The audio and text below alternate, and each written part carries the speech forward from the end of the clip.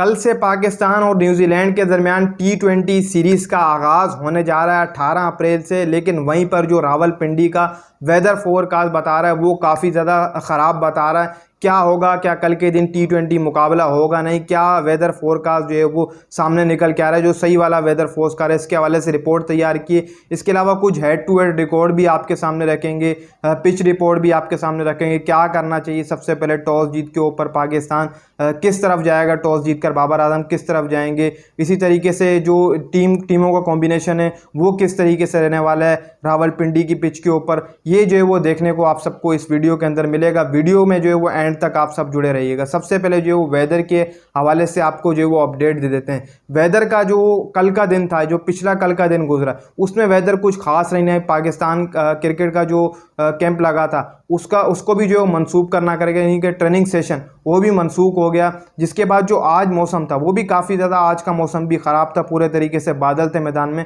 लेकिन अब जो कल का मौसम बताया जा रहा है वो कुछ इस तरीके से बताया जा रहा है कि दिन के टाइम जो वो 70% जो बारिश बताई गई, यानी कि 70% बारिश बताई गई। इसी तरीके से शाम के टाइम जो वेदर फोरकास्ट बता रहा है वो ये बता रहा है कि 40% जो है वो आपको बारिश देखने को मिलेगी।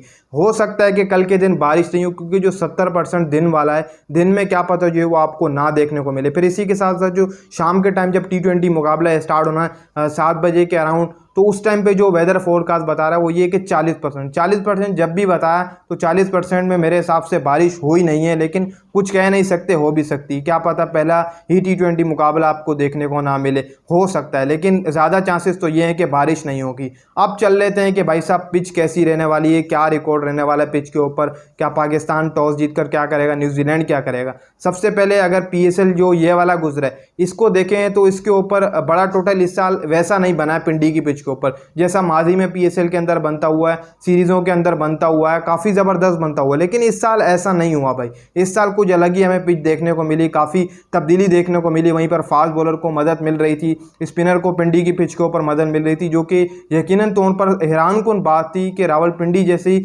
मैदान के ऊपर, रावलपिंडी की पिच के ऊपर एक बड़ा टोटल जो है वो हमें सही अच्छे वाला देखने को नहीं मिला इस PSL के अंदर। ये आप उठाकर देख लो, हालांकि उससे पिछला PSL उठाकर देख लो, जैसी इस पिच के ऊपर धुलाई हुई थी, पूरे वर्ल्ड के अंदर ट्रोलिंग में थी ये पिच के भाई ये कहाँ से आपने पिच बनवा दी, तो रोड है, ये तो फट्टा विकेट है, फ्लैट विकेट है, बिल्कुल आप बल्ले पर जो है वो फास्ट बॉलर भी पिच रहा है, इसी के साथ स्पिनर भी पिट रहा है। लेकिन उसके बाद क्या पता इस साल पिच के ऊपर काफ़ी तब्दीली लाई गई हो। अब यहाँ पर अगर देखा जाए टॉस जीतकर इस पिच के ऊपर, तो सबसे पहले जो भी टॉस जीतेगा वो इस पिच के ऊपर बैटिंग नहीं करेगा। जो आखिरी 4 T20 मुकाबले इस पिच के ऊपर हुए हैं, जिसने भी पहले बॉलिंग की है वही जो है वो T20 मुकाबला जीतने को मिला है। यानी कि जो भी यहाँ पर सीधे सीधे टॉस जीते वो सबसे पहले जो बॉलिंग करने का फैसला करे, जो यहाँ पर बॉलिंग करेगा इस विकेट के ऊपर वो जो है वो मुकाबला जीत जाएगा। और जो बैटिंग करेगा उसके हारने के इम्कानात काफ़ी ज़्यादा हैं। जो फर्स्ट बैटिंग करेगा वो यहाँ पर इस पिच के ऊपर हार जाएगा, जो सेकंड बैटिंग करेगा उसके जीतने के चांसेस जो है वो इस विकेट के ऊपर ज़्यादा बताए जा रहे हैं। अब जहाँ पर जो ये कंडीशन है